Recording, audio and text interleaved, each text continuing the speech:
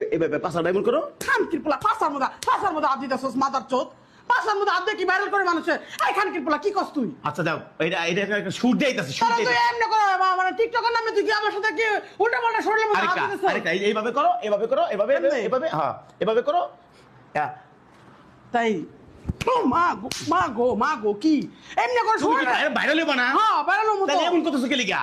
আর তুই তো উল্টাপাল্টা করছ। তুমি করো, আমি করব আয়, না। আমি আমার সাথে না রাখো, যেটা আমাকে চাইছো আমি একটু ভাইরাল করে দিয়ে দিমু। আরেকটা তুই আমার ভাইরাল করবি কেমনে? আরেকটা শুট আছে, তুমি এমনি ঘুরে এমনি ঘুরে ঘুরে ঘুরে ঘুরে। ওয়াও ও মা গো কি রে মাদার চোদ খানকির পোলা। এই মাদার চোদ কি হলো তোর? কি হলো?